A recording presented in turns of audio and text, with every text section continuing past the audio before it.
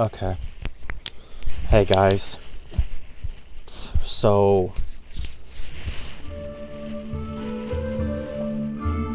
this was in my mind for a while.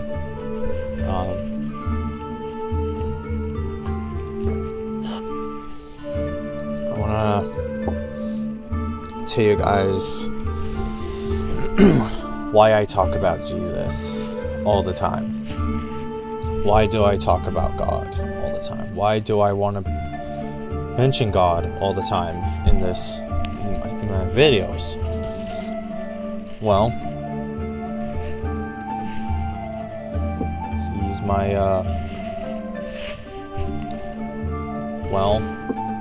the reason I want to talk about him a lot is, because he, oh, it's nighttime.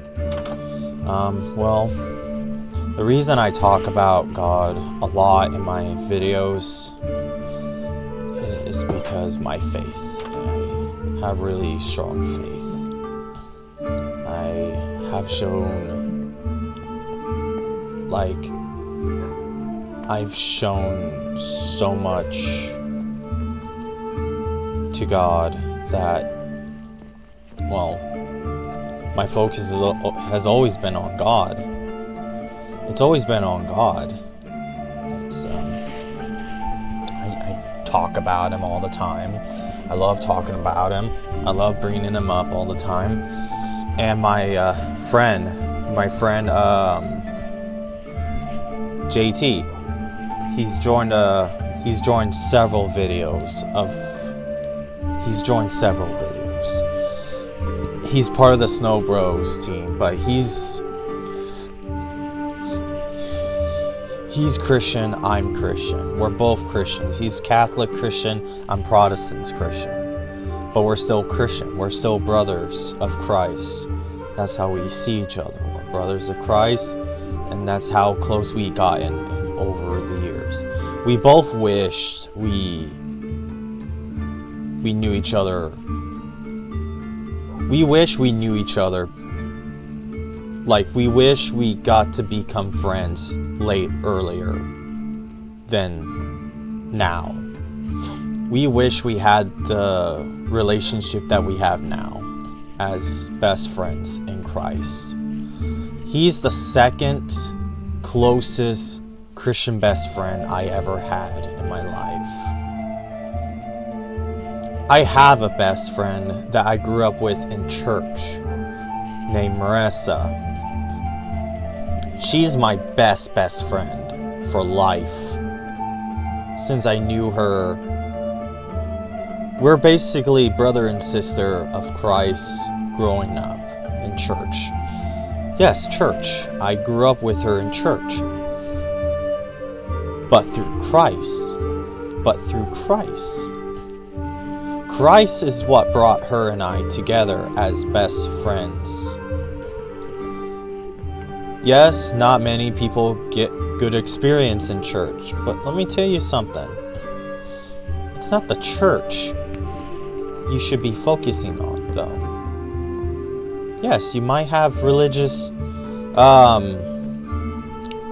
Experience. Experience from churches, really religious ones, where you just don't want to go to church anymore because how they teach the word. Let me tell you something. Those are false churches.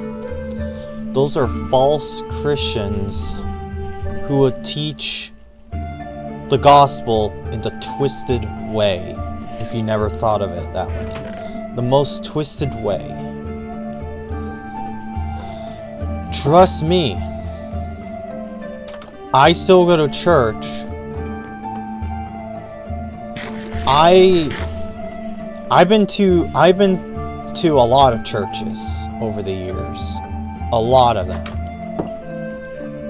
The Pentecostal one I've been to the most growing up. I grew up in the Pentecostal church, basically. I've been to Baptist churches. They're really good. I've been to one Lutheran church That experience wasn't good. But let me tell you something, though. Let me tell you something. Not all Lutheran churches are bad, though. Only one was bad. Just one. Yes, I'm telling you this now because this could give you a different view, a different perspective on what a Christian church is. I'm not saying I'm not forcing you or anything. I'm not doing any of that, really. I'm just telling you to give you a new perspective. I'm not forcing you to go back to church or anything. I'm just telling you to help you have a different view if you ever do change your mind on going back to church. Basically, us Christians, we're not supposed to be forcing people to go to church. It's not our job.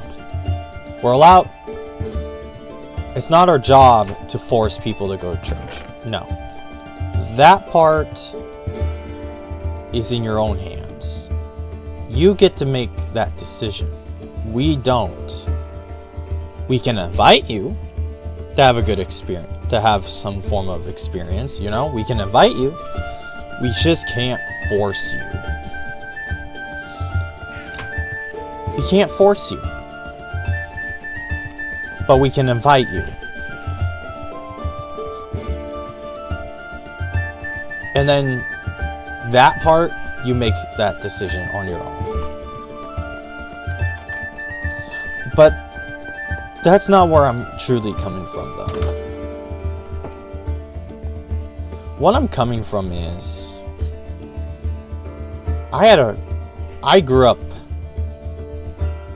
as a sinner, but also as a Christian. I was born a sinner,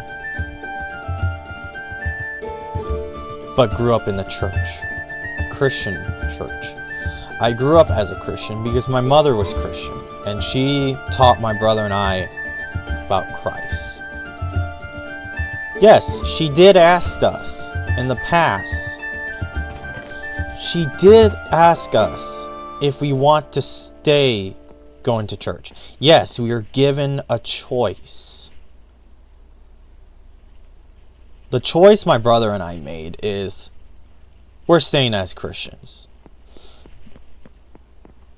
We didn't know other religions, really. We didn't know other religions. We didn't really. But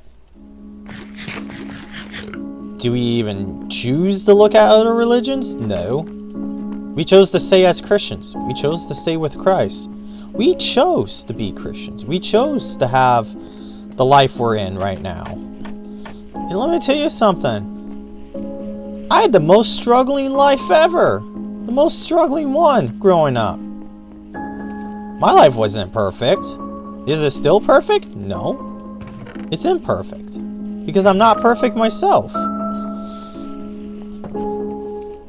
I'm never perfect.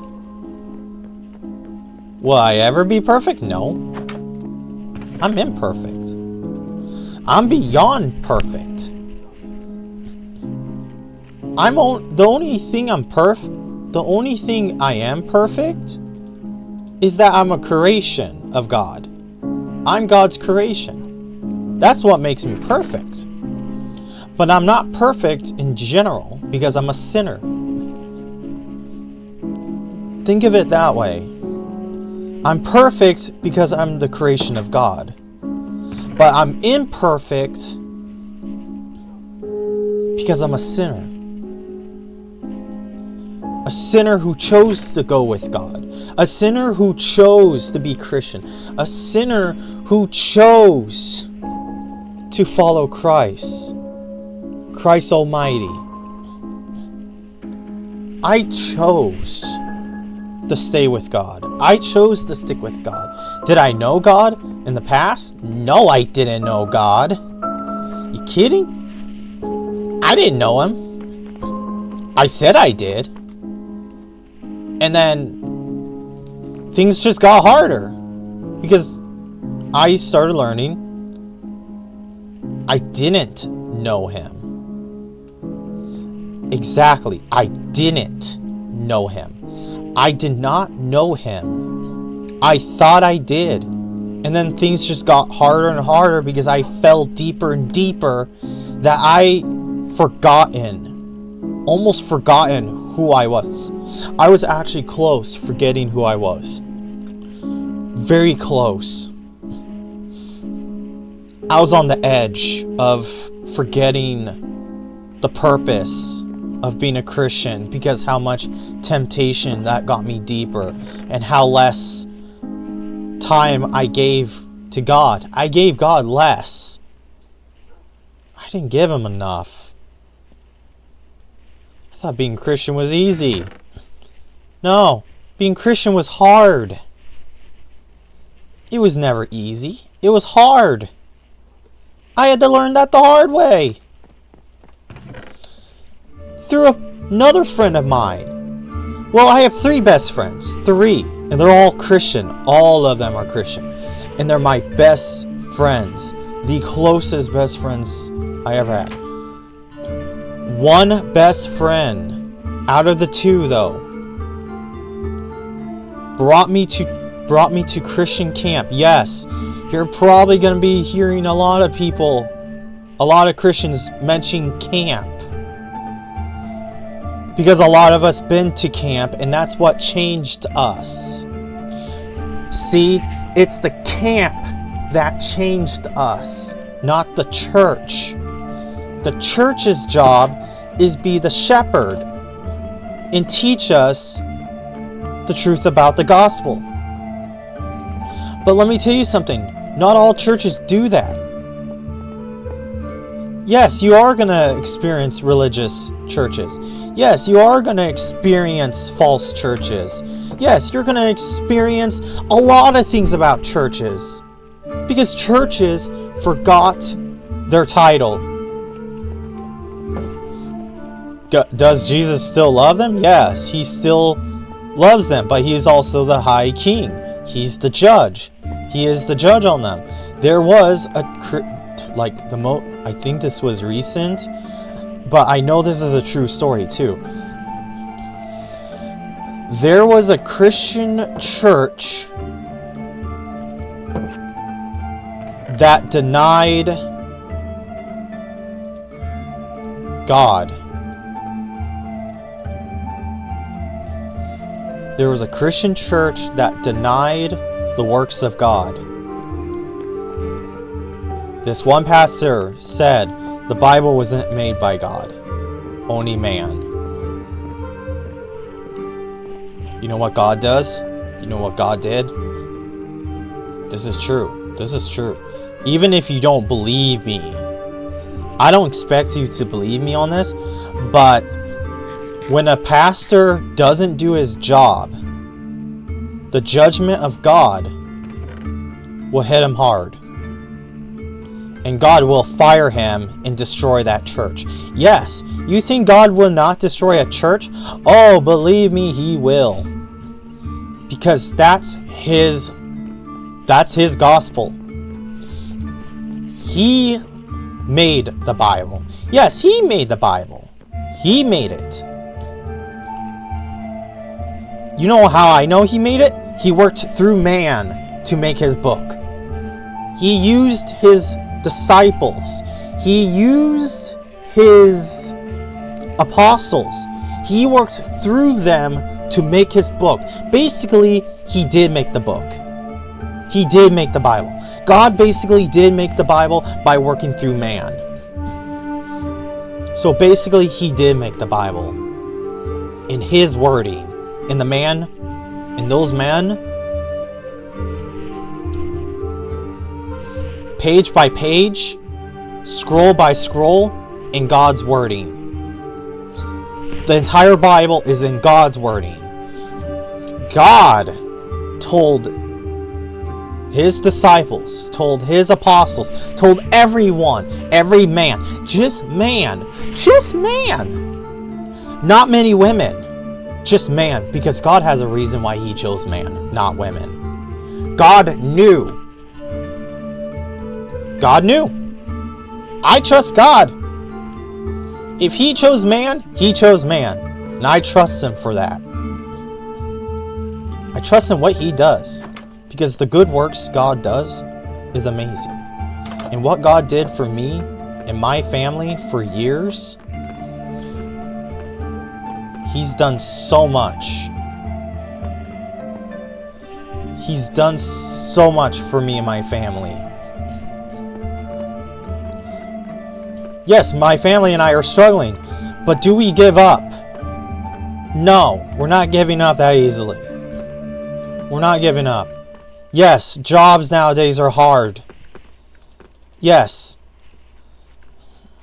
I'm not famous on YouTube, but I'm not going to give up making videos on YouTube.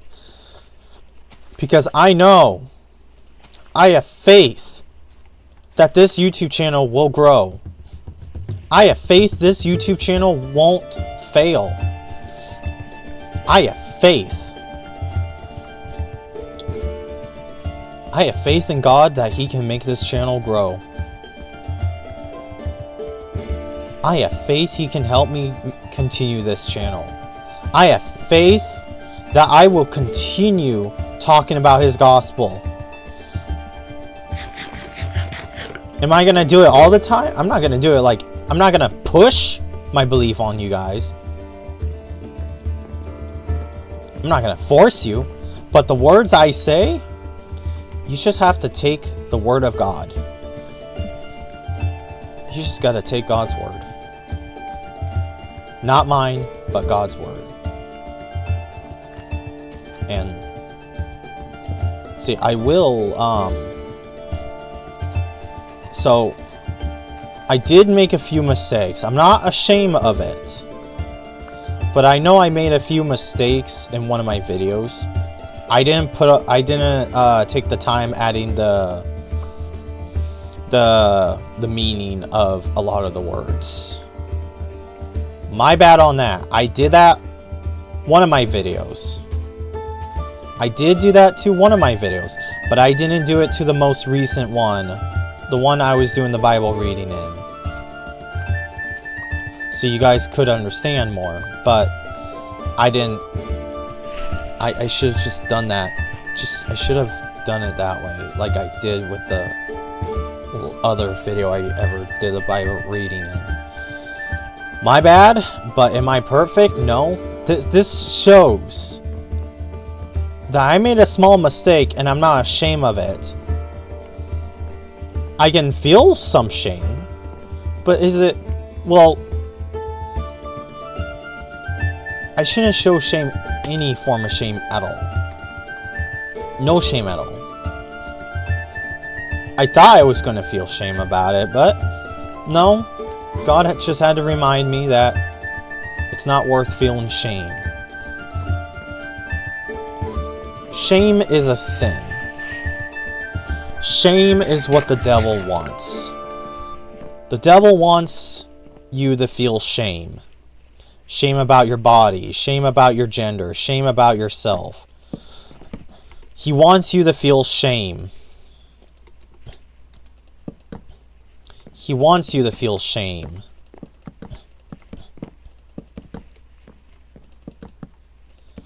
But let me tell you something. Is it worth feeling shame? Is it worth feeling emotion? Is it worth feeling guilt? Is it worth feeling what the world gives? Because the devil is that world. The world of darkness. The world of shame. The world of sin. He pushes sin. He pushes it. He pushes sin on us so we feel more guilt, more shame, less love.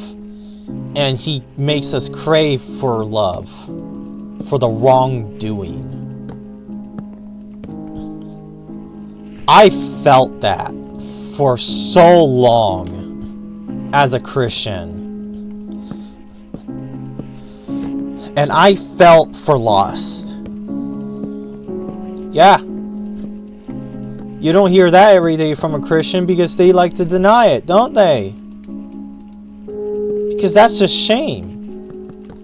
I hate watching my brothers and sisters of Christ falling into shame and feeling the shame of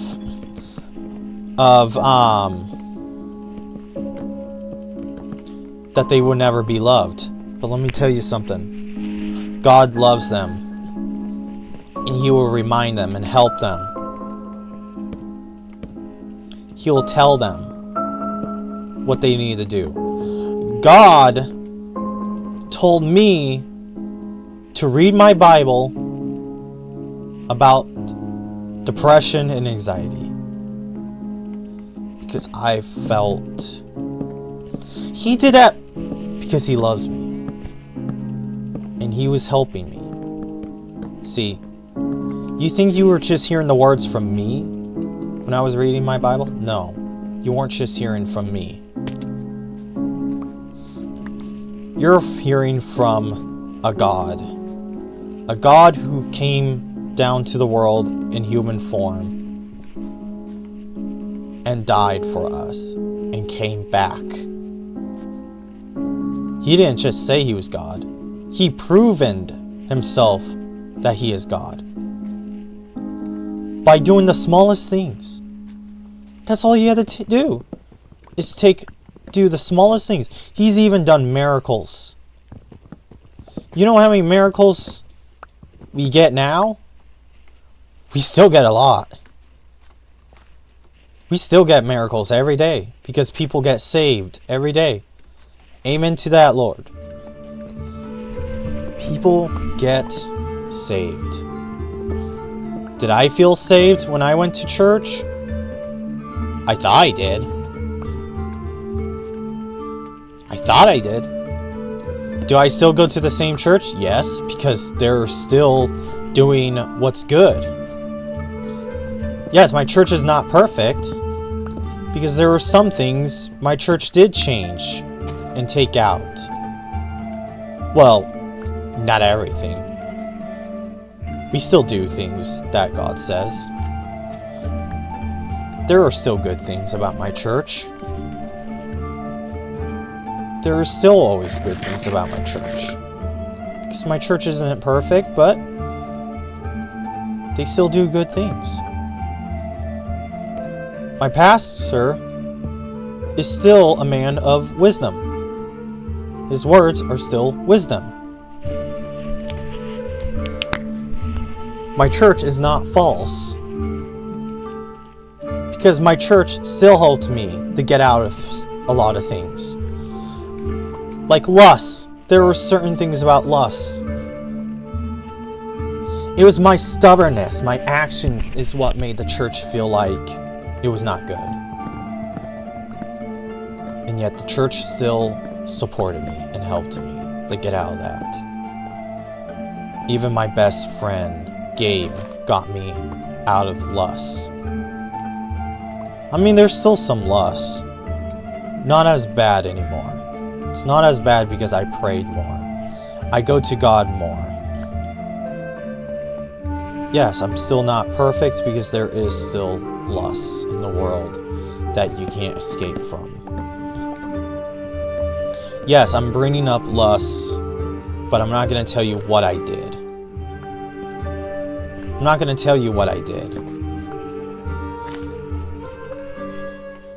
Was I stupid? Yes. Was I dumb? Yes. Was I sinful? Yes. But did I get saved? Yes. God saved me at camp. My second year. This year is when I fully got saved. This year is when I got saved from God. Because I didn't know. Because God gave me time. He gave me time, and He was patient with me to get used to the camp last year. And when I got used to the camp, then He wanted me to do the next step. See, God takes time. He's a patient, loving God. He took time with me. He will take time with you. And He will give you time. He will give you time. Just with Him. He'll give you time. But with Him. He gave me time to learn about Him while I was being with Him. See? Being in a relationship with God makes things better. It makes things feel good. It feels nice to be saved. It feels nice to know that there is a God, the one true God, Himself, named Jesus Christ, the most loving, living God, and the one God who's willing to make that time to be with you. He's the only God who will give you the love. He's the only God who will make you a knight. He's the only God who will make you a warrior, a knight. Everything. He'll give you everything. He'll give you more than what the world gives. He'll give you more. He'll give you something that the world doesn't have. Because the world doesn't have anything. The world has nothing. The world has nothing.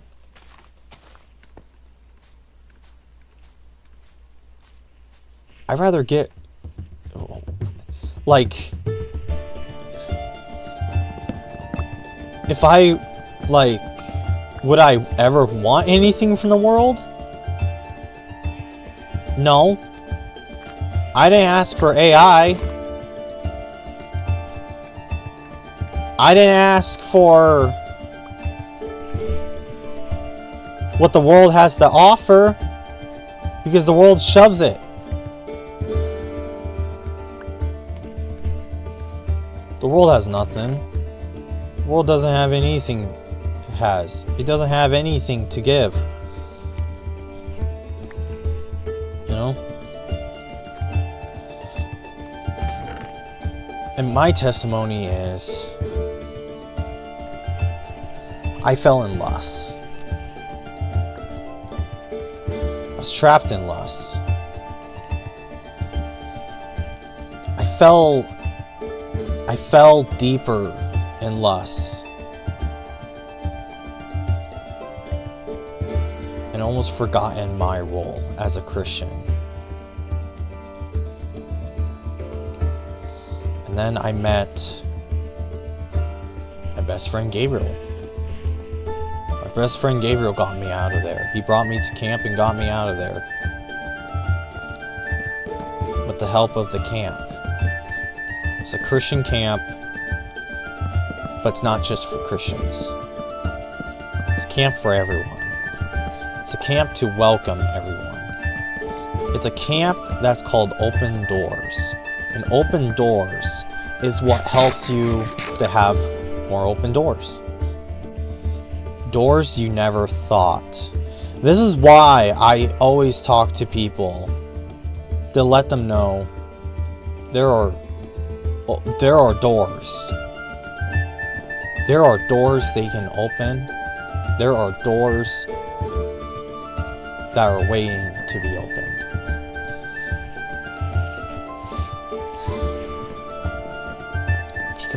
Because people are so limited. They're so limited in life, they don't even realize there are doors. There are doors open, wide open for opportunities in life. And yet, people are so trapped in fear. They want to kill, they want to murder, they want to lust deeper, they want to sin deeper, they want to fall deeper into, they want to be loved. Let me tell you something. God loves you. God loves you. That's all I have to say.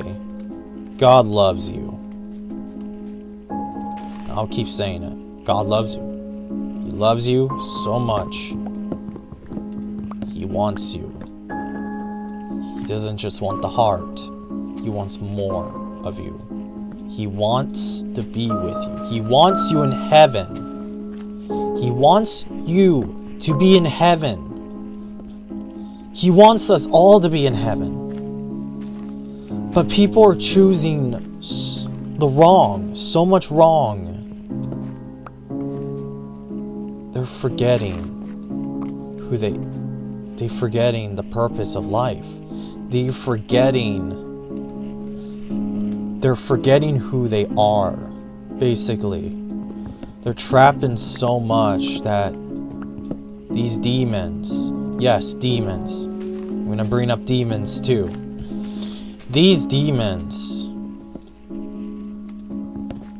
This is why us Christians keep saying demons. We keep talking about demons. And let me tell you something. Demons are no joke. Demons are real. If you believe demons are real, therefore, you should know. In the Bible, there was a man who was possessed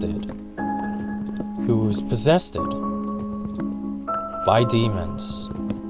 And those demons, it's a group of them named Legion. Legion is a group of demons. They wanted to hurt Jesus, and yet when they realized it was Jesus, then they bowed before him. They bowed down and said, wait, I might actually have to look up. I'll just look up the verse. I'll just look up the verse and read it to you. Give me a sec. I'm actually going to do it. I'm actually going to do it because I need to. I need to. Yes, I need to. I'm not doing it to force you, but I do need to as a Christian.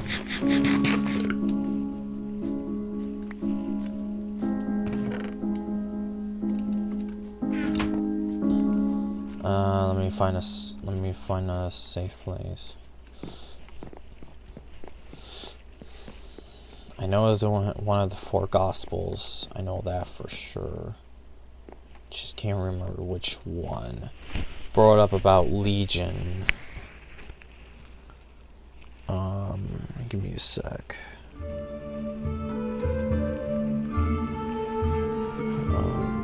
Bible verse about Legion. Mark 5:9.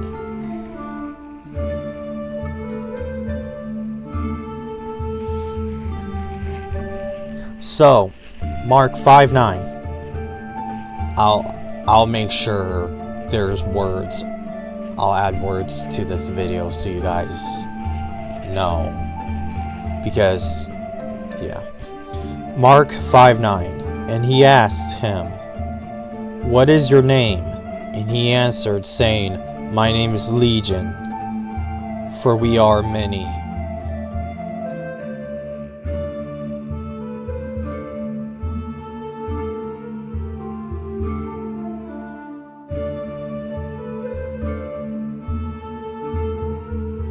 Luke 8:30.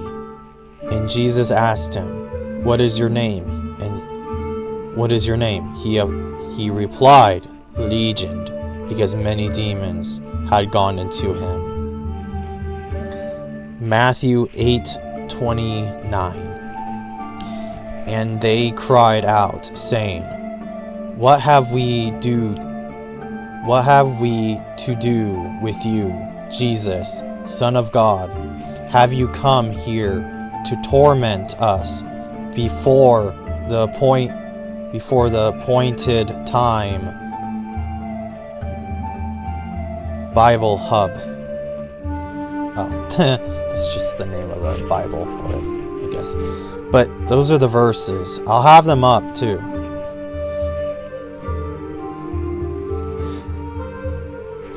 But that's all of all the Gospels say that. All of them do. Matthew 8:29, Luke 8:30, Mark 5:9.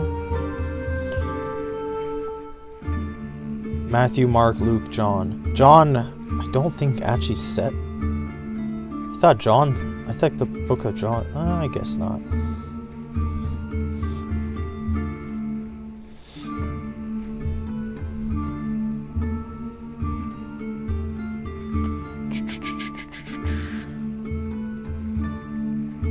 Guess not. But anyway, those are the 4 Gospels, all of them. Yes, they're worded differently. All 4 of the Gospels take the same place, but in different wordings. That's why it's important to read the 4 Gospels, because they're in different wordings. So you can have different perspective on what they're saying. These are the 4 Gospels are the disciples that are part of the 12 disciples. 12 disciples. But don't worry, I'll make sure to have these up so you guys can read these yourselves too. Check them out. So you don't have to listen to everything I say, but listen to what God has to say. Yes, I'm saying what you have to listen to God for what he has to say, not me. I'm not God. I'm human.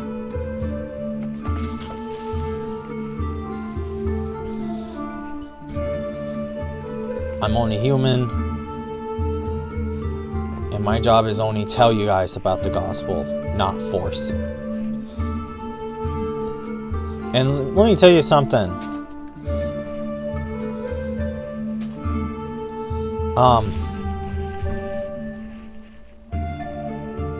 Lust is not fun. Just want to let you know. Lust is not fun.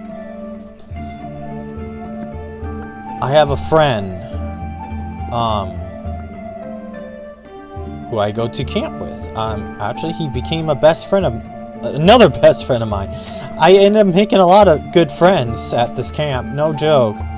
I made more Christian friends than I ever gave myself. Let me tell you something. I also limited myself. I didn't know there was more opportunities in life. I can admit this myself as a Christian, because I'm not perfect myself either. I'm like you guys. Except I've been saved. And yet I'm still like you guys, because I still make mistakes. And yet I still follow God. I still follow him. I still obey him. I still talk to him. Even if it feels like there are times I don't hear him. But let me tell you something, that's just because I make choices. I do make choices. I can admit to that to the Lord. I make choices, and my choices are not any better. The choices I make are not good. But I'm not gonna stop talking about his gospel. I need to start hearing him more. Start obeying him more.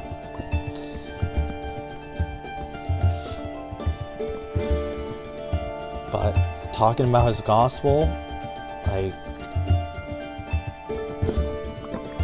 it's not hard. It seems hard, but it's not hard. I gotten better though, talking about him more. Because why not? And let me also say this too. This is also part of my testimony, because I've been called religious. From my own friends, I've been called religious. I'm not religious. I'm not a religion. I don't believe in the emptiness of religion.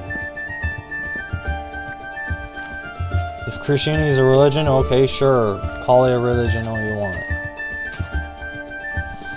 There are men out there that has made proof that Christianity is not a religion, but something different.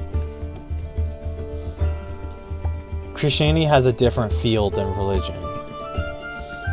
Christianity has something more than what religion has. Just have to say it that way. God has something more than what religion has. What does religion have? Nothing. What does God have? Everything.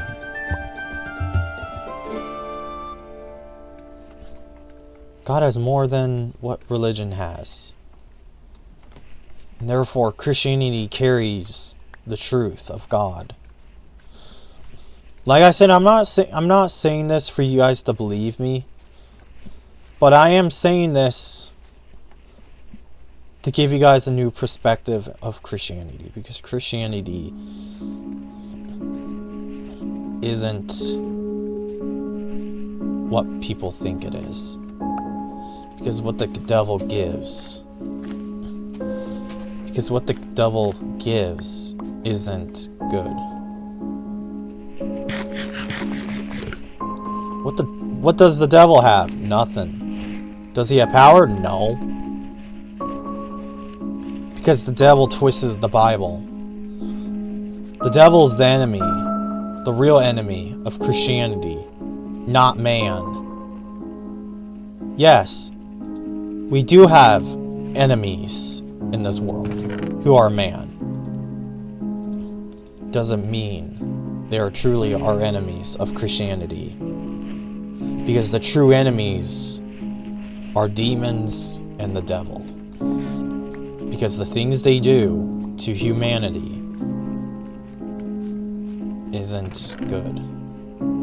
The things they do to people isn't good. That's why us Christians go to pride communities to talk about the gospel. Because demons don't have genders. Demons don't have genders. They're hell-born creatures in the Bible. No gender. So they can be anything they want. Anything. They can disguise themselves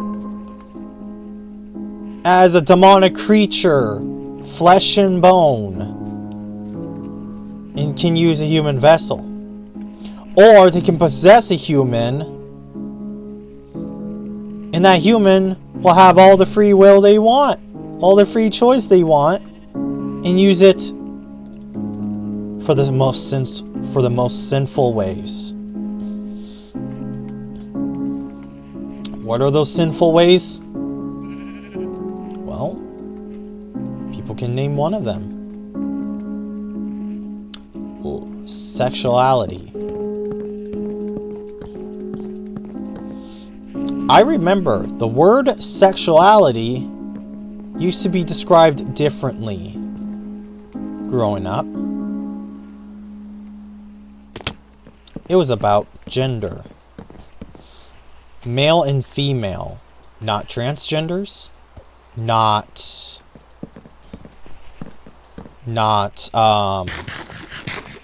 bisexual or any of that. That was never a gender. That was never a gender before. That was never mentioned as a gender. Does it qualify as a gender? No, because it's demonic. It's far from gender, because the only genders there are to existence is male and female. What does that mean?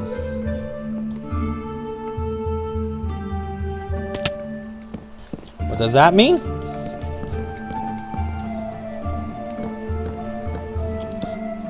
Male and female are the main two genders. Transgender isn't a gender. Transgender is the eyes of a demon. Gay is the eyes of a demon. Bisexual is eyes of a demon. Be offended all you want, people. Be offended all you want. The truth will be spoken. And I will speak out the truth. I will talk the truth. And if you feel offended, well, not my problem. Not my problem. Because the truth has to be spoken. If you don't like it, Well, you can just leave. You can just walk away. You can just walk away. Walk away. Yes, I'm gonna bring up demons anyway because the majority of my videos, the point of this channel is a horror channel. So yes, I'll also bring up the Bible and horror because the Bible is terrifying itself too as a Christian. There are terrifying things in Christianity too. Like, I even have a pagan friend who admitted that a seraphim, a biblical angel, looks terrifying. Yeah, a seraphim. An angel with many eyes. An angel with 6 wings. 2 wings covering the face. 2 wings covering the legs. 2 enormous wings. And they are the highest, biggest rank angel of all of Christianity. Well, not 100% true, because the biggest, strongest angel is Michael, who's the archangel. Let me tell you something. Archangels, let me tell you something. Angels and demons don't have genders, and yet we just give them genders based off their names. Michael doesn't have a gender, and yet I call him a he because off of his name. He can even, if I also look at him, if I end up meeting him in person, if I end up meeting him in heaven, he could probably look like a female, all I know. But he's a good angel. Michael's a good angel, though. So we call him a he. Because, like I said, based off their names. Based off their names. Lucifer. It's a he. It's the name of a he. I know he doesn't have a gender, really, but we give him one. We just give him one. Because, like I said, based off his name. That's what us Christians do it. We do that for the angels. The demons, though, well, there's just no gender for them. So you don't know for them. For them, you don't know because they're demons. They don't care. Well, certain demons anyway. Certain demons we can give them gender. Give them the gender name. And that's the one gender they're stuck with. The one name of a gender. They're stuck with. They're stuck with it. And a majority of the demons, 7 deadly sins, are all male. Yeah, we're gonna say all male because the names, except one, Leviathan. That's actually a she. I actually learned that one in the most interesting way of research. I'm not 100. I'm not. It's a. I think it's a. How I researched it, it sounded like it was actually a she. How I researched it. Yes, Leviathan is a fleshed demon. A fleshed demon who's in this world right now. She's on freaking Google Maps. Dude. No, Google. No. Google Earth? Google Earth Maps? Math Earth? The tomato? It's terrifying. When I looked it up, to see what people were talking about is what blown my mind when I found out. I mean, I believe Leviathan is probably a she. Well, not probably. I believe that it is a she. Because you know how many males, you know how many demons that have a name of a male? Leviathan, though, it is a name for, it's just a name for a serpent. Leviathan is just a name of a serpent because there was a belief that there was more than one Leviathan, but they never actually bred. They never got to breed to make more. They never got to. So it's believed that God did slaughter one of them, which would probably be the male, because the male is the one who produces. It's the one who, you know, ding-a-ling and bing-a-ling and this and this and this, and then makes the female go pregnant, you know? Yeah, that kind of thing, you know? And so, of course, God, it makes sense for God to kill the male, because the male is the one who produces those things, not and the female carries. So the female was not able to carry because God killed the male. I mean, yes, it doesn't say in the Bible, but it is believed that even if it doesn't say in the Bible, God also does say research these things. But also, you gotta be careful what you believe in too. You gotta be careful, because not everyone who claims to be Christian speaks out truth. I know that for sure too. That's why I'm telling you guys this, is to be aware. If you're gonna be a Christian or commit your life to Christ, be one, just be aware of your surroundings. Be aware of what you're looking at or watching. Just be aware what you do. Just be aware of it. I'm not saying you can't watch this certain person, but just be aware of what you do watch. Just be aware of it. Make sure this person, what they're saying, isn't false, but true. You know? Just be aware what you watch and see and hear. If you like this person, sure.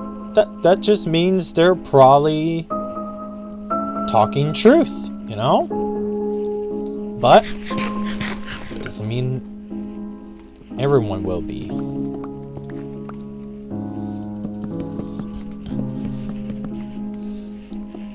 And that's why I watch Emmanuel, Marmarie Emmanuel. That's why I watch him, because he's a wise man. Did you know he's Orthodox? He's an Orthodox Christian? Yeah. I thought that was pretty cool. You don't hear that every day from Protestants, because Protestants, well, not all Protestants just listen to, like, my friend Gabe. He's Protestant, and he watches Marie Emmanuel, who's an Orthodox Christian. And let me tell you something. Marie Emmanuel is a pretty good darn Christian man. The words he talks about, the words, the wisdom he has about Christ is pretty amazing. And I've been watching him for a long time now. It's been a long time now. Since I gotten better being a Christian. Because I now know. I mean, I'm not a better Christian. I'm still not better. I just gotten better at, like, being a Christian who reads the Bible more and praise more. And now talking about the gospel more. Not in the forceful way, just in the way where you guys can understand and get new perspectives, basically. I'm tired. I got woken up. I was thinking about going back to sleep for another couple of minutes, and then no. I couldn't even do that either. Now I'm yawning, and I'm just like, you know what? I'm just gonna talk about God. I'm gonna talk about my faith. Because what God did, He saved my family many times. Let me tell you.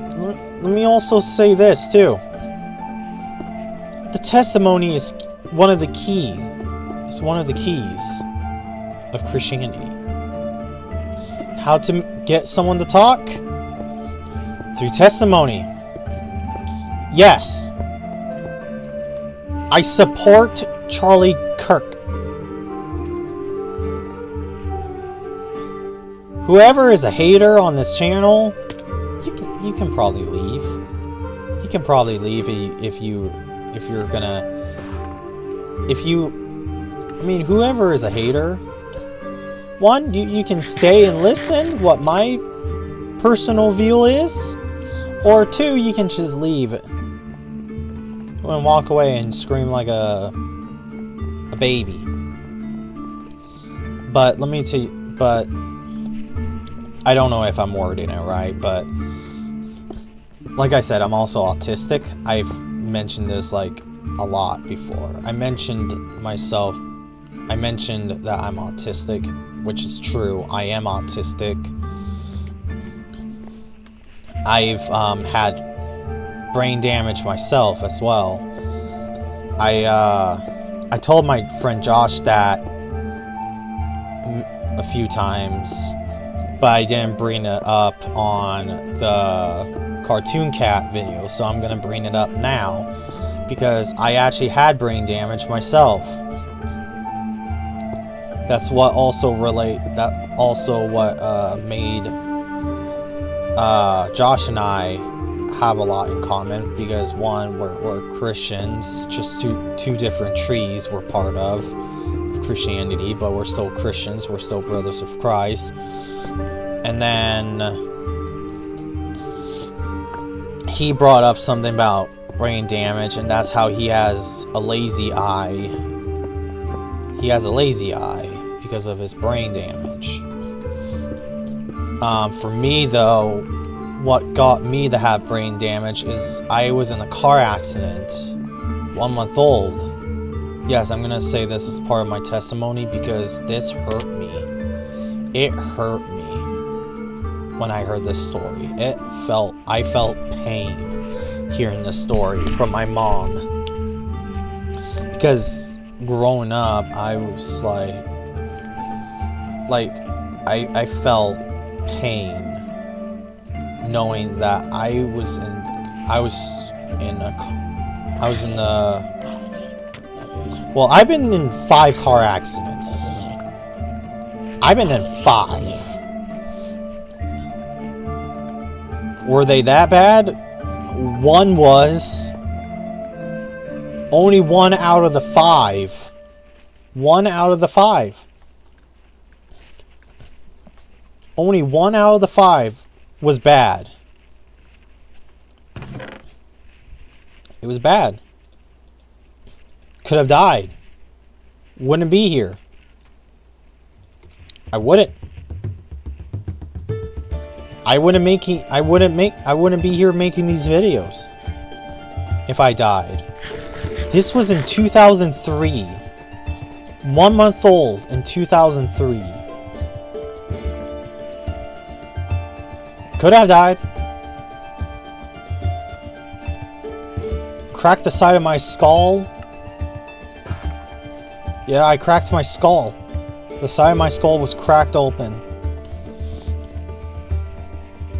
Bleeding into the inside of my head. Yeah, I can give you the shivers just thinking about it.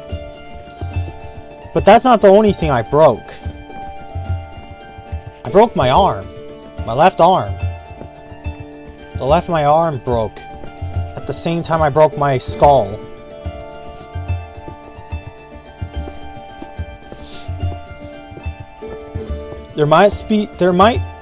Like, I was scarred. Car accidents scars me. They scar me. I'm afraid to drive. There are times I am actually afraid to drive, and there are times I do want to drive to just get out. Let's just get out of the house more. But it's hard when you've just been through so much in your life. You just don't know anymore. You don't know if there's any more opportunities in life to get through as an adult. As a male adult. Heck, I'm not even dating anyone. I'm single and I'm still struggling looking for a girlfriend while I'm also trying to find a freaking job. Well, I found one. I applied for one. It's taking a while to... give me a sec.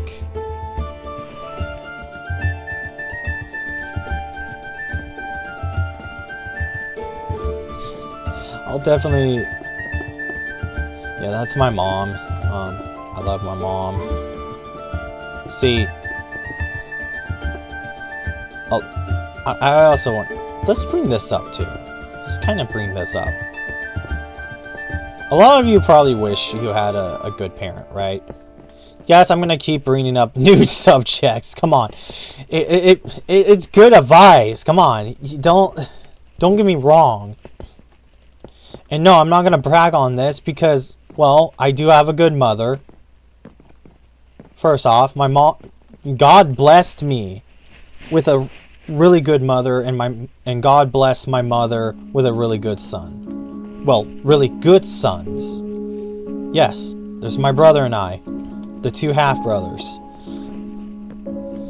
The two half-brothers who have history, let's just say. But a lot of you siblings could relate. But let me tell you something on this, too. God has a reason why there's half-siblings. You're each other's half. Yeah, we're each other's half. Even if you had no father in your life or no mother in your life, which is not good to have no father in your life because the father is supposed to be the role model of your childhood, but that's how modern day is. Back then, people had really good fathers. I'm not saying all men were good back then, but they still had good fathers. There were still good men back then. Really good fathers who actually stayed. But nowadays, fathers leave. Because they claim they say they're not ready to be a parent. They say they're not... Sorry, They say they're not, you know, these things. It's these things. See, I love my father still. Yes, my dad's never been in my life, but I talk to him now. Sorry.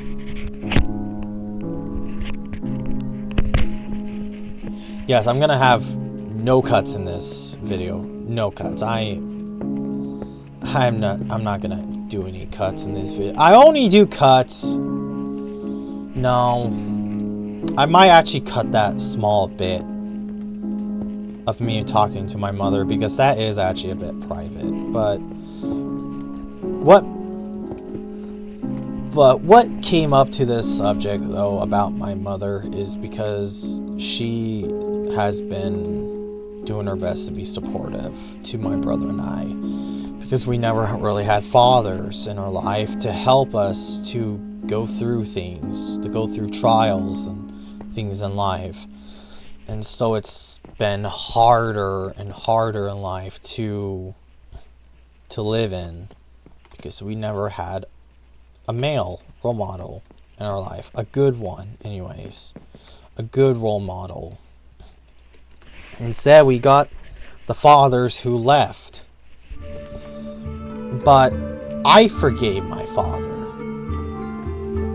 I easily forgave him.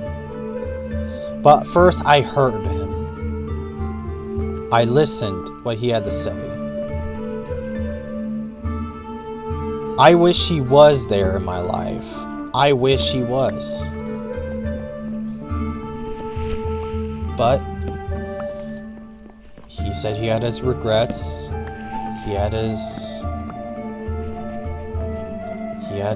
shame. He had his guilt, and well, from my words, I forgave him. And there was nothing to feel shame about. There was nothing to feel guilty about. He just was in a really bad spot, which I couldn't blame him for, because how he was raised and how he was living, and I can't blame him for what happened in his life. I couldn't blame him. I couldn't do anything but forgive him. I couldn't do anything else but forgive him. It was simple. See, forgiveness is simple. Yes, I do hear my friends talk about their parents. How much they want to forgive their fathers and yet couldn't, because the things they've done. But I show it like it's nothing. My brother forgave his dad, and I forgave my dad. We both forgave each other's dads. Well, not each other's dad, but you get the point, though. You get the point. But we love our dads, and we do wish our dads were in our lives, but they were never. But it's nothing to feel bad about, because it's all in the past now. We're in the future. It's just time to forgive. It's time to move on and let go of that guilt. Let go of that shame. Let go of everything we've been through in life. It's just time to let it go. Because holding on to that burden isn't going to take us anywhere. It's not going to help us with anything. We're just going to feel more and more guilt and shame if we don't let it go. And, well, we let it go. We just let it go and moved on in our life. Because there's no point holding on to these things. And our fathers are really good examples on life. They're good examples on how hard life is. See, every male is a prime example on how hard life is growing up. Because you can't blame that father. You can't just blame them for the things they've done. You can't just easily blame them. Because there is some form of forgiveness you just have to give to move on. Even if they don't deserve that forgiveness. You're just gonna hold on to that burden for a long time.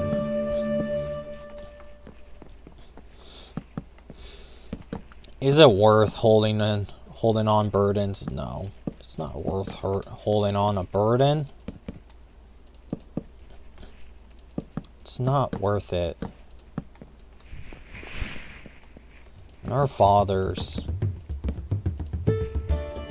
they're examples on what a broken person they are in sin. I mean, I am a broken person and I fell for sin. I fell for lust.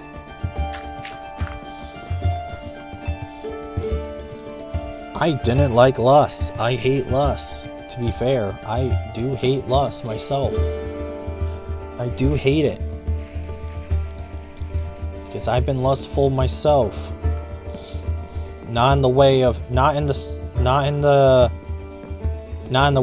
sexual, like the Pride community. No.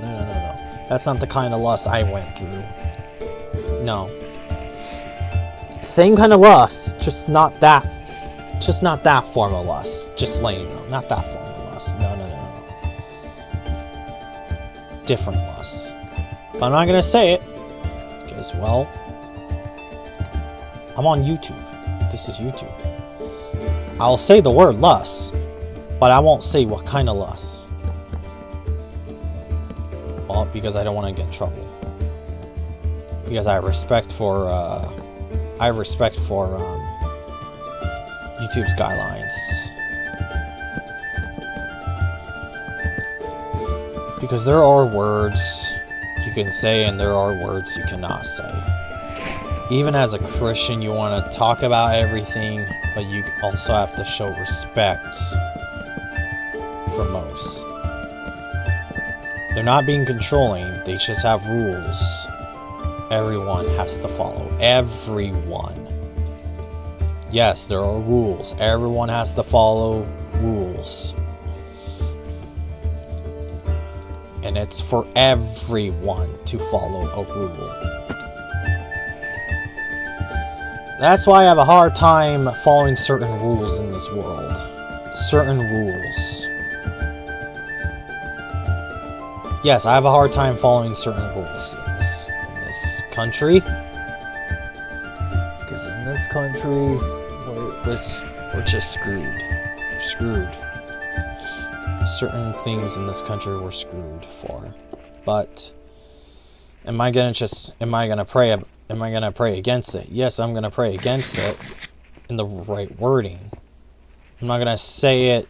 I'm not gonna pray to destroy all of evil. No, God has a reason why evil exists. And God has a reason why good exists. Because He's testing our faith. He's testing our faith. That's why He's not going to get rid of evil, because He's testing us. All of us. Not just us Christians, but everyone. Because we all got a free will of choice, but my free will of choice is follow Jesus. That's my free will of choice.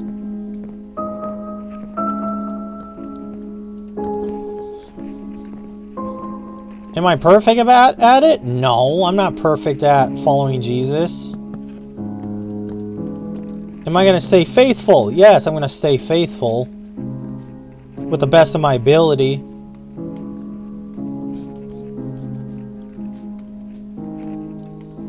It's looking good so far.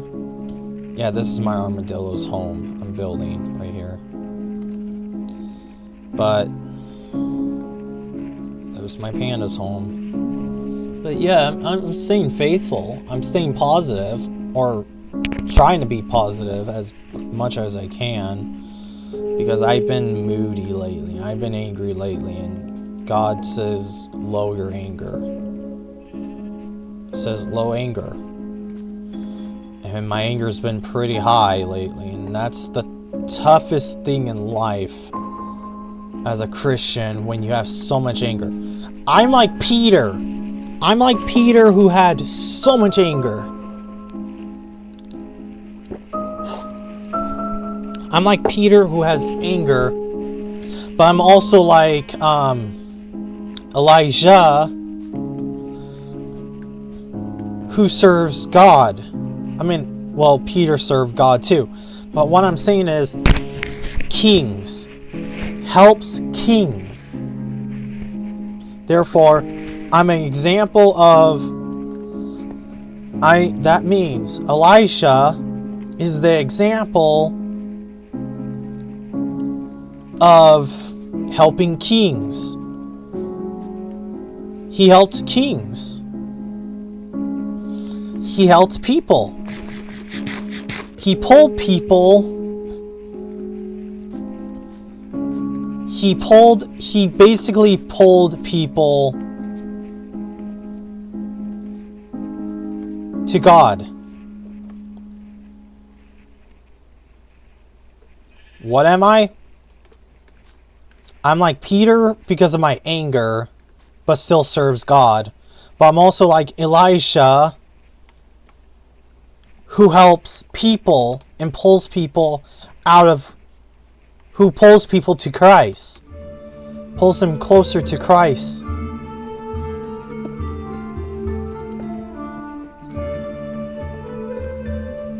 I'm a horseman. I'm a horseman who has a golden lead and will pull people to Christ. And what I'm doing is I'm pulling you guys to Christ. I'm not forcing you about Christ. I'm not forcing you to be Christian, but I am pulling you to Christ. Not forcefully, but I am pulling you closer by giving you perspectives. New view, new perspective on God. I'm pulling you close. I'm pulling you closer to Christ. I'm pulling you closer to Christ because I'm that one crusader who's going to you guys. I'm opening up to you guys right now, telling you guys about God, telling you guys about Jesus, telling you guys about my faith, pulling you closer to Christ so you can know with a new perspective of Christ. Because I want you guys to know who Christ is. Yeah, I'm not famous on here to tell like 10 million people. No, because it takes time for these things to grow. It takes time. A lot of time. I might just make a bunch of fences and just go whoop, and then just put my armadillo in this. But I gotta work on the roof next. But anyway. But I just want you guys to know who Christ is. Christ is my Lord and Savior. Christ is who saved me and got me closer to Him. That's how much I love Jesus. I love Jesus with a passion. I love Jesus with all my might and with all my heart. Don't mind with the accent. But I love Jesus with my might, with my heart, because what He has done for me and my family for years. Why am I doing an accent? But anyway, but yes, Christ. But you see what I mean, though. You see my point here, though. What I'm telling you guys is I'm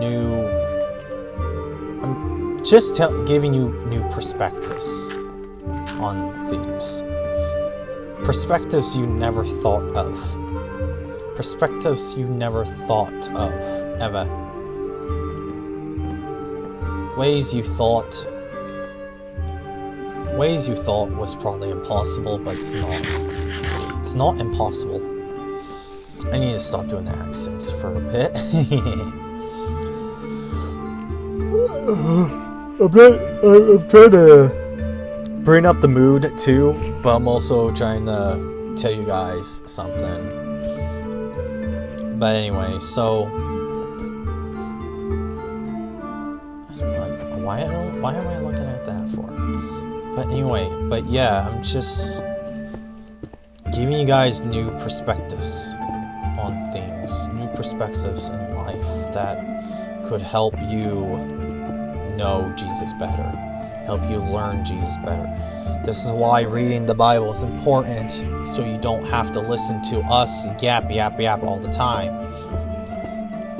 Because we're not just trying to yap our heads off to tell you about Christ, but we're also trying to teach you about Christ. We're trying to teach you things about God that not many of you like to listen, which is okay. Because like I said, we're not forcing you guys to listen. We're just telling you guys, you know, we're telling you guys our testimonies. We're speaking out our testimonies. We have testimonies. We all do. Every single one of us has a testimony. And what I was about to bring up about Charlie Kirk was, he let you guys yell at him. He let you guys swear at him. He let you guys talk. He let you guys have free will of talking. And a lot of you didn't see it that way. A lot of you thought he wasn't giving you the free will of talk, but opinion, but arguing back with his own opinions. But let me tell you something. He didn't just argue. He actually listened to you guys talk. He was actually listening to you guys to talk. He wasn't doing it to be rude. Ow, ow, ow, ow. He wasn't rude at all, actually. And you guys thought he was rude. Let me tell you something. He was not rude. You were the rude ones. I'm not saying all of you were rude, but I'm saying a majority of you were rude. And then want him dead. I'm not saying this was everyone. I'm saying this was the ones who want him dead. Rest in peace, Charlie Kirk. You're a great man. Great Christian man. Thank you. But still, like, people, why you have to be so rude? Why you have to be so mean? Oh wait, I know. It's not people. It's demons.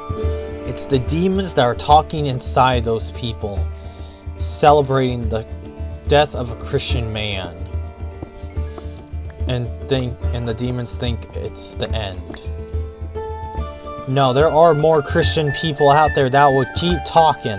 There are more Christian people that are out there that will keep talking, that will keep shouting, that will keep speaking out the gospel. And we will keep talking to you guys, and we'll keep listening to you guys. We'll keep hearing you, because we want to help you, and we want to make sure you guys are saved. We're trying to save you from these demons. It's the demons. If you think demons only possess certain people and not pride, let me tell you something. Pride is a demon. Pride is a demon. Pride isn't just man. It's a demon. A demon who was an angel. A demon who has fallen. Yes. A demon who's fallen. A demon who is an angel. I mean, he is an angel. He's a fallen angel, but still. Oh. Oh, Skibby. Hello there. Howdy, howdy. How are you? Exhausted. I don't blame you. Same shit, different day, but finally some fucking time off. That's good. Yeah, Yeah, I've got today, tomorrow, and the weekend. I don't go back to work till Monday. Wow. Yeah, it's pretty baller. At least you get to relax. That's what I've been doing. I slept in this morning for the first time like a month. So I'm actually awake. Nice. Yeah, it's pretty good. You sound calm now and more relaxed. Yeah, now that I'm not having to work my nuts off consistently. That's true. You just had a blessed day. Yeah, no shit. The blessing from the Lord. Yeah, now that Blue Crew gets the blessing of the boat, it's not my problem anymore. Ah. Or at least that's what I'd like to say. Unfortunately, it is still somehow my problem, even though it's been my problem for the past 6 months. Ah. But yet somehow it's still my problem, even though the Blue Crew owns the boat. That's true, and you're not a boat. I am not a boat. You're a submarine. Well, we call it submarine a boat. Ah. Oh. You're using a different wording for it. Yeah, we call it submarine. We call the submarine a boat, but because everything in the Navy is a ship, we call the submarine a boat. I don't know why. Navy lingo. Don't know why. We just call it a boat. I guess it's just a phrase. Yeah. There's the word, a phrase. Yeah, it's just what we call it. Well, that is a bit interesting, but sure. Well, I mean, it doesn't really matter. Like the last underway I was on, I felt like we were more a surface boat than a freaking submarine. So Was that we were on the surface so freaking much last underway. It was so bad. the most recent one? Yeah, I was gone. I was gone for like 2 weeks. Well, yeah, I know that, but like that was the most recent one. Yeah, that was my third one. Okay, so you guys. I didn't even bring Reed down because I wasn't going to be gone long enough to really warrant it. Right.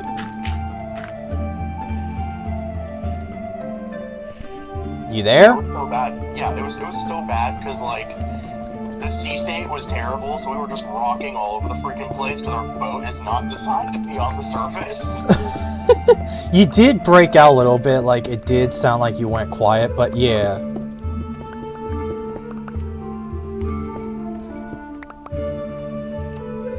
Yeah, it was dumb. Freaking submarine on the surface is not very fun. Doesn't sound like it's fun. Especially when the sea state's bad. When the sea state is not that bad, it's not bad. But with the sea state being the way it was, with, you know, waves getting up to the sail, it was pretty bad. Was it actually that bad? Yeah, apparently. Oh. It got so bad to the point where we had like flooding from the sail, basically. Was this... Like, there was so much water like coming up to the sail and getting into the boat through the sail that it would like drench the forward compartment. Oh. Which I thought was really funny until the captain racked everybody out to help clean it up, and then I got really mad because it was like 3 in the morning. Oh my gosh. That sounds funny. I was real pissed because I was like, damn. So whenever the engine room is messy as shit because the A-gang systems exploded or whatever and spilled oil everywhere, the captain doesn't bat a fucking eye. But whenever there's water coming in through the fucking sail because we're on the surface for 30 fucking hours, we got to rack everybody out so we can clean it up. Fuck this, I hate this place. That just means you need so pissed. That just means you need a different captain. No, our captain's really good. It's just dumb. Like, so he. It's because the forward compartment is where all the officers and all the chiefs live. So it's like all that shit. There's a lot of important equipment up there, like navigation, sonar, all that other crap. Oh my gosh. So realistically, if water gets into that stuff, it's probably not good. So. Sounds like it. Well, dang. So you had a funny moment and then it just went downhill. It was funny for 5 seconds until I heard everyone needs to get up to go mop up the fourth apartment, and then I was really mad. Well, fuck. Now I gotta be awake at 3 in the morning, at least on swings. If I was on days, I would have lost my shit. right. If I would have gotten woken up at 2 o'clock, 3 o'clock in the morning, and I was on days and I had to go and watch for 3 hours, that would have pissed me off. I don't blame ya. Like, that just sounds... I don't know. It was not very fun. Yeah, that's the word. Just not fun at all.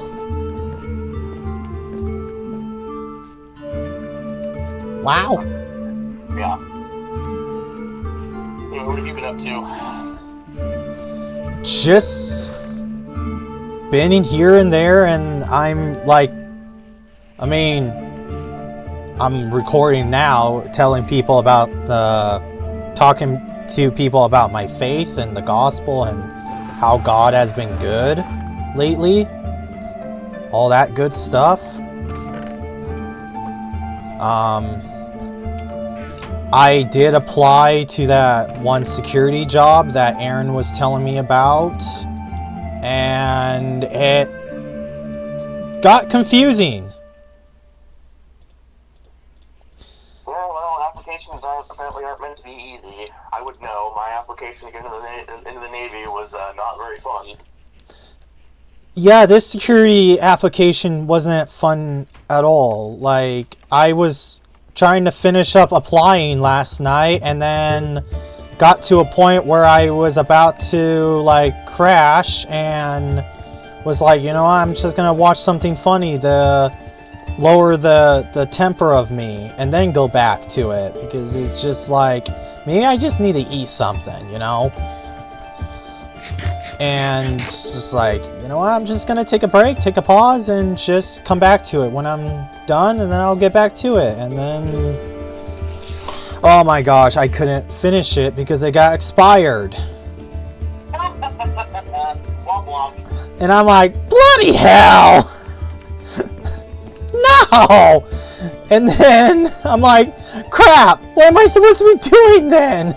Because that was the last bit I just had to apply for. Crap! Yeah, you got God. And so I'm like, you know what? Screw it! I don't know what to do next. And then Mom calls me and she said, go apply for police. And I'm like, you know what? I'm just gonna take the word. I'm just gonna look at Clackamas Police. Probably after I'm done recording here. Like, holy crap. Probably a good idea. Because, like, I'm, like, oh my gosh.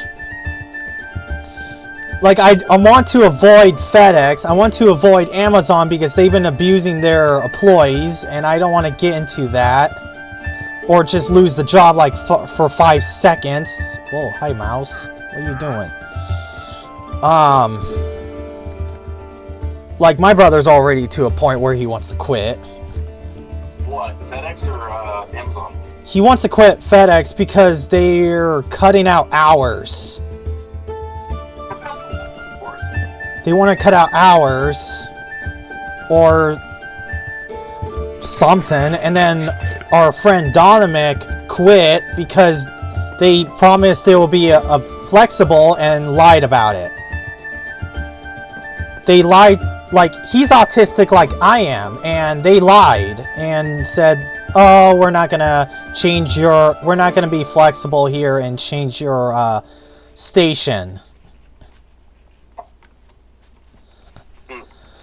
And so I'm like, okay, so I'm just gonna go deeper. I'm hearing these things about FedEx and Amazon because they're not, like, they keep constantly hiring and asking people to hire, and then yet keep losing employees because they're not flexible with their employees. And so I'm like, you know what? I'm just gonna go deeper and just look at security jobs and police jobs. Why not? Because back in middle school, we had this thing called career day, and I used to have that interest. And now I want to get back to that motive where I just need to push myself. Because I used to have that motive where I wanted those kind of jobs, and then when COVID hit, I lost that motive. Well, yeah, COVID hit and everyone lost a lot of motivation to do freaking anything, and now it's kind of in the back burner and not on everyone's mind anymore. Exactly. So I'm like, you know what? I just need to push it. I just need to push it. I know I lost that motive, but I just need to remind myself that used to be a thing I used to enjoy back in middle school. And so I'm like, you know what? I'm just gonna push it and try. I just need to try. If God wants me to go further and push it further, I will do it. It's not gonna be easy, but I'm gonna do it. Because I trust God, I love God, I trust Jesus. He will help me go through it. Just through His will and through His patience. Unfortunately, nothing's ever easy. Believe you me, I know. Oh, I know. It's not easy. Because life's just... We're in modern where it's just... Life is just crap. Yeah, believe you me, again, I know. It sucks, but like... We just gotta do it. Yeah, it's something you just gotta do. Like, for me, I have a lot less choice of what happens. Like... You chose the military. Well, I know, but like, even then, like... Between, like, listening to Randy's experience in the Navy versus my experience in the Navy is very different. Oh, I know. Randy's excuse is retarded. Well, it's not even that. It's like, she's been sick the past few days, and has gotten, like, the past few days off work. If I were to get a sickness along that line, I would just get told to shut up and push. Like, I would get told to go to doc, get some medication, and go back to work. I wouldn't get 3 days off. I don't know how Randy gets away with it, but it's just pretty retarded. Well, it's just a difference in command culture. Like, that's their command, true. they do a lot less work compared to me. Like, it's what I did. Like, the whole choose your rate, choose your fate thing, which kind of pisses me off, but, like, it's what I chose to do, and, like... You just gotta deal with it. I get a lot of job satisfaction out of it. Like, whenever I complete a difficult maintenance item, or... anything like that, or I qualify my next qual, which I just did recently. Like, I qualified interim supervisor not too long ago. See, so, like, right. I also make rank a lot faster. I get paid more. Like, I'm at almost, I'm at just over 3.5 years, and Randy, like, it's not even that bad. It's not even, it's really funny, actually, because Randy is a year behind me, but she's only 1 rank behind me. Really? Yeah, she is at E4, and I'm an E5, and I've only been in for a year longer. But she probably won't make E5 because she gets out next year. Oh, like she's officially leaving the Navy? Probably. Neither of us know yet. She hasn't decided. She's probably going to get out, but neither of us know. Oh, so it's getting figured out. Like, yeah, it's her decision. Like, if she wants to stay in, then she'll re-enlist. If she doesn't want to stay in, then she'll get out. Because if I remember correctly, the last time she's talked about this, she wanted to go for 4 years. Yeah, she's at 2 right now, or 2.5, I think. She's like exactly a year behind me. Right. Because I think she went in, yeah, like right around the same time I did, maybe just a little bit. Yeah, just a little bit. Yeah, if I remember correctly, it was a little bit. Yeah, I think it was like the end of April when she went in. Yeah, end of April would makes sense. Sounds right. Yeah, she went to boot camp at like the end of April. I went to boot camp at the end of March, the year prior. So I've got a year and a month on her. Right, and if I remember correctly, you're going for 20 years? Possibly. We'll see. This job is hurting me a lot, so... And it's a possibility you could change your mind in the future. I very well could change my mind and just say, yep, 8 and done, get out. Because how much pain you're going through. Yeah, this job's hard. And I don't blame you, because you did choose to be Nuke, and Nuke is one of the hardest jobs. It is very much one of the most mentally draining jobs there is in the military. And not even in just the Navy, just in the military. That's fair, because Especially being a nuke mechanic on a submarine. Maybe being on a surface ship wouldn't be as bad, but that is a completely different climate. Like, submarines only have like 170 people on them, maybe, and that's just the submarines that I'm on because they're bigger. Like 170 people on them, and that's just one crew.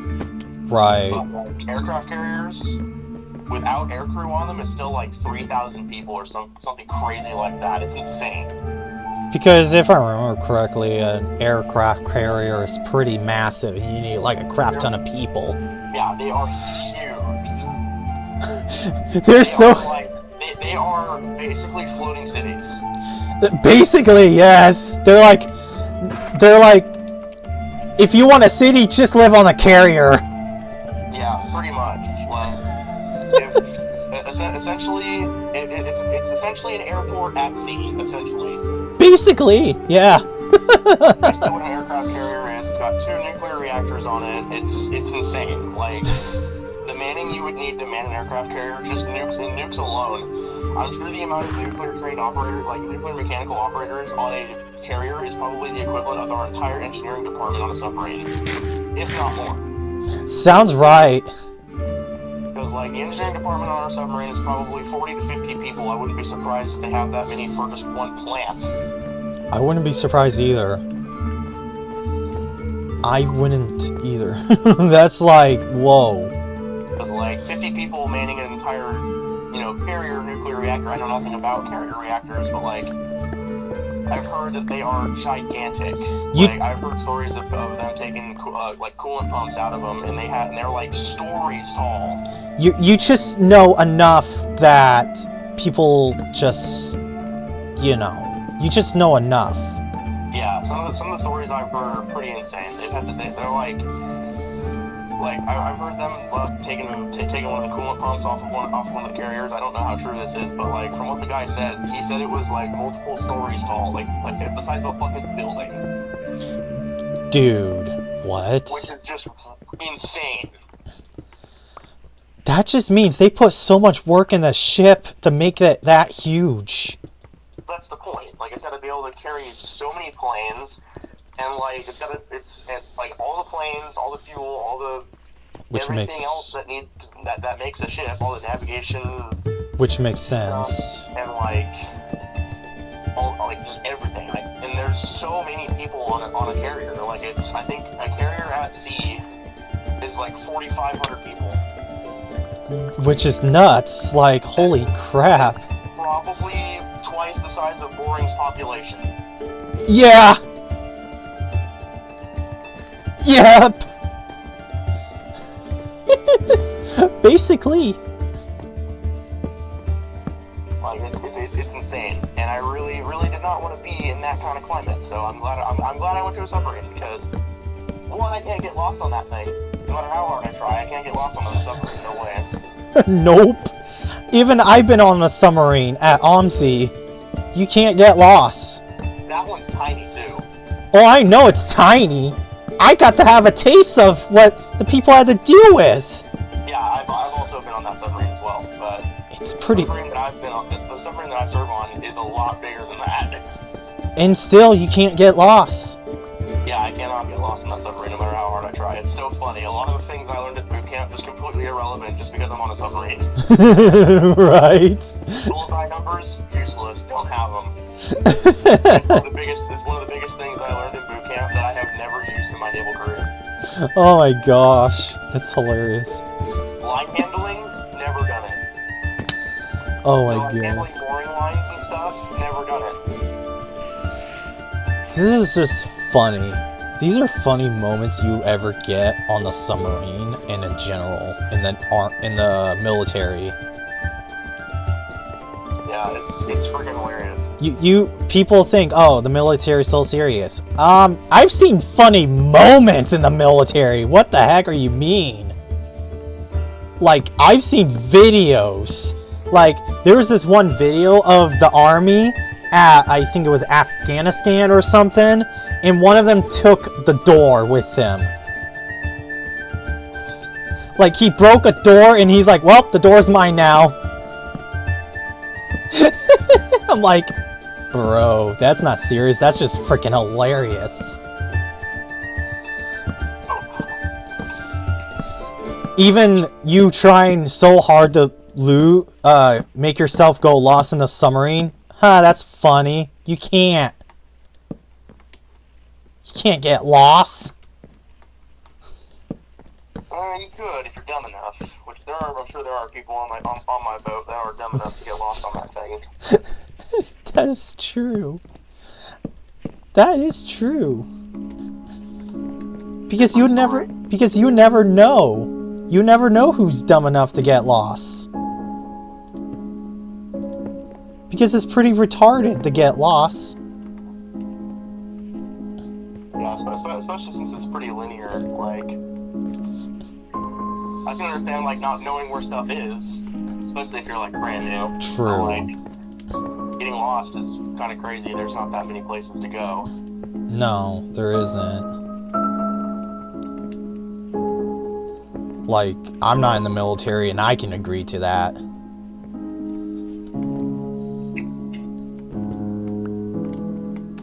Oh, man. This battery is taking its sweet-ass time to charge. It's kind of pissing me off.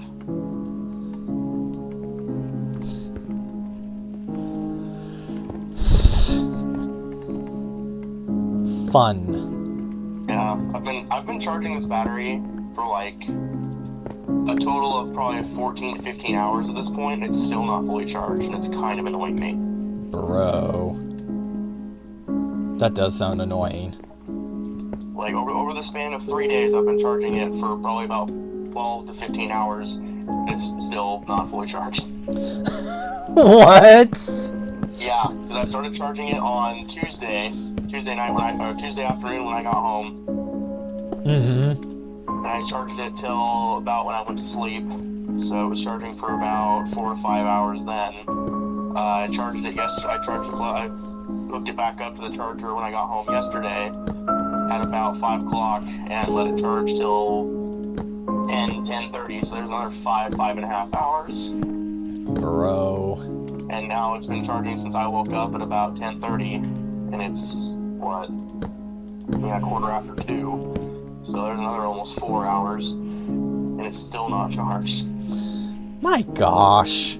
Yeah, it was dead. It had all the time to charge, and yet it's being annoying. It was dead. It's like a brand new battery too, which is kind of annoying. Jeez.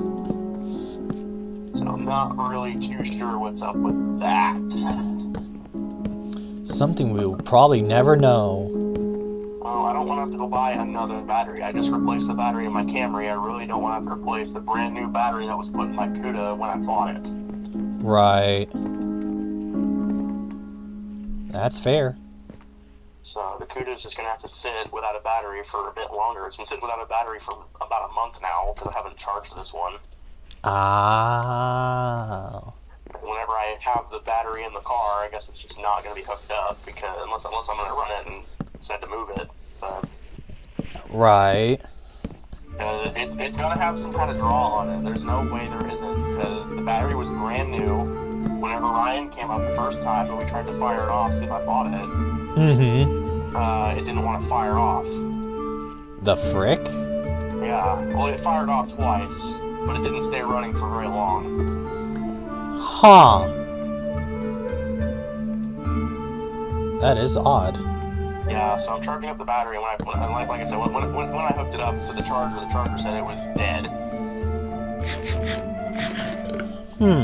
So, and when I brought it into, when I bought the new battery for my Camry, mm-hmm. I brought that one with me, and got it checked, and he said it was fine, it was just dead, so I'm charging it. And it's just being a butt to you. Yeah, it's being annoying. But hopefully, once it's fully charged, I'm gonna go put it back out in the car and see if it'll start. Pray it works. Hopefully it starts. running. It stops being a piece of crap. Yeah.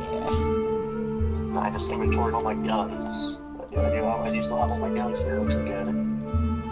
Nice. Not that I was expecting them to go anywhere. But Right. you never know. While I was gone, someone could have broken in and stole all my guns. That's true. You'll never know. I probably could have done that way sooner, because I've been back for almost a month now. True. I knew my pistol was still here. Wasn't entirely sure about my rifles, because I hadn't actually looked, but my cases were still here, so I just kind of assumed. Fair enough.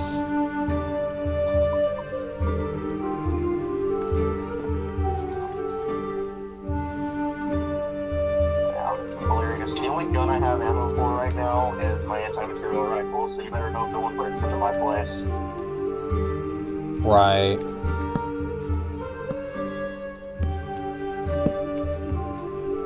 The only gun I have ammo for is my big one. So, turn somebody into a splat on the wall, pretty much.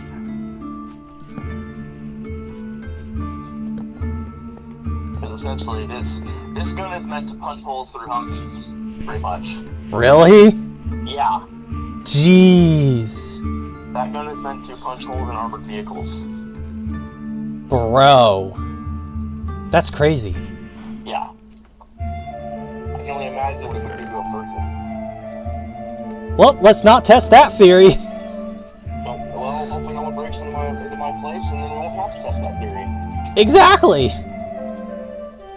So people pray to God that you won't do that.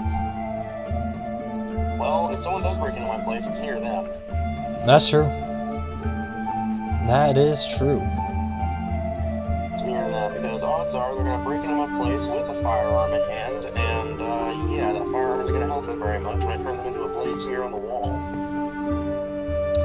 Yep, and no one wants that. Unless they ask for it.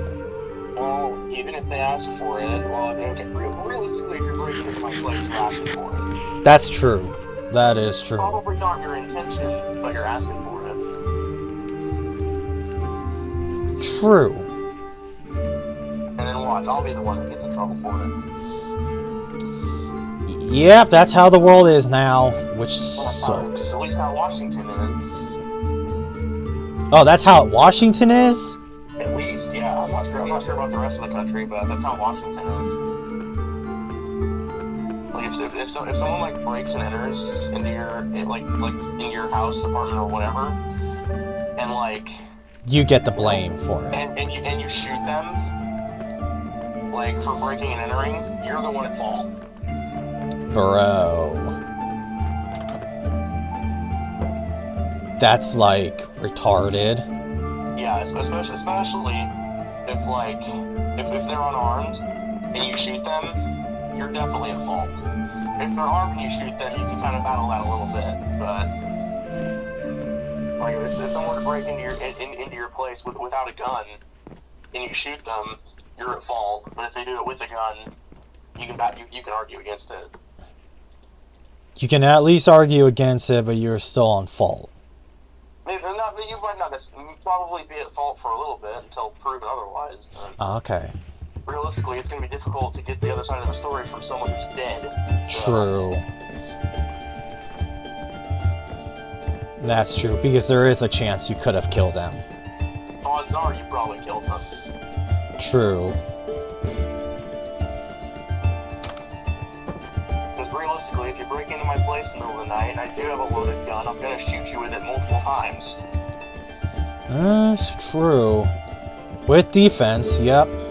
Especially if it's my pistol, which I don't have any ammo for, but I'm going to get ammo for it eventually. Fair. True. Or my shotgun. And realistically, I won't have to mag up my shotgun into anybody, mostly because I can't, but then again, realistically, if I shoot you with a shotgun, you're probably not going to like it very much if you survive it.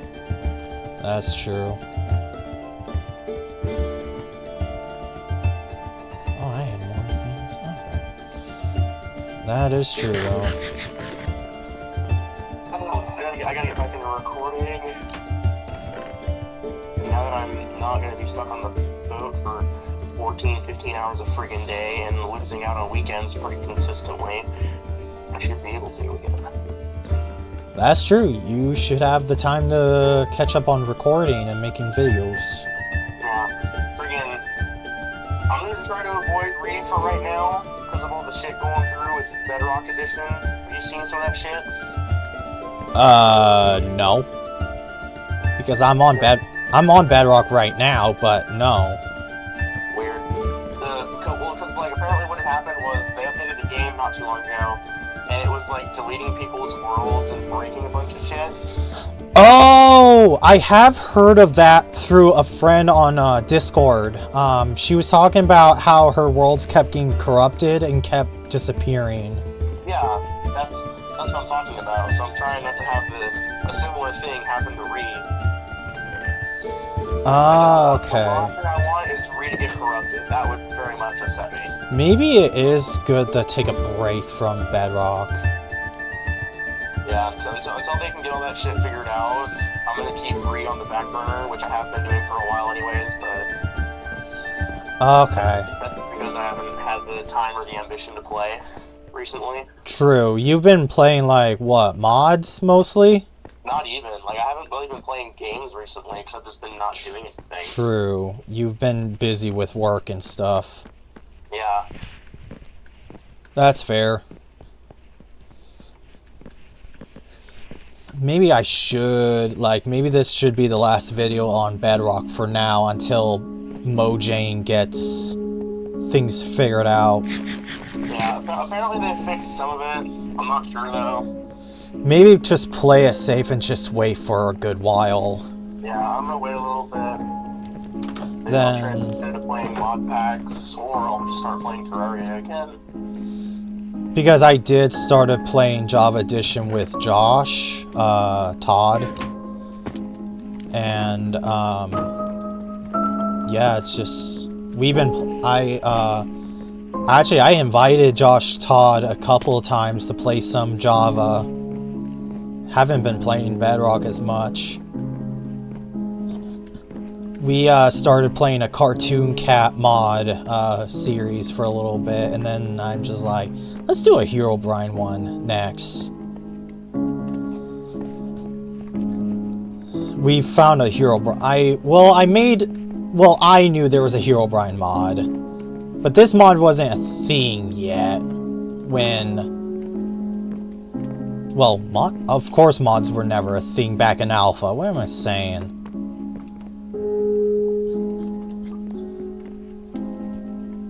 Hello, Pigman.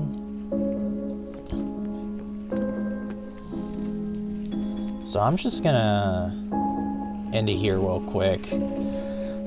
Thank you for watching, everyone. I won't be talking as much still on my videos, but I did want to let this out. I did want to let you guys know about my faith. I want to let you guys know how important God has been in my life and how good he was, or not was, always. He's always good. So if you guys ever like, these are just perspectives I'm just giving you guys, just different views on Christianity and how life being a Christian is. Is it easy? Is it hard? Definitely hard. It's been hard, but it gets easier when you have Jesus in your life. So just keep that in mind.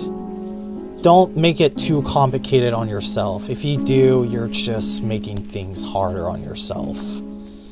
Just keep that in mind. So thank you for watching, and I'll see you guys next time. Shadows Casting out.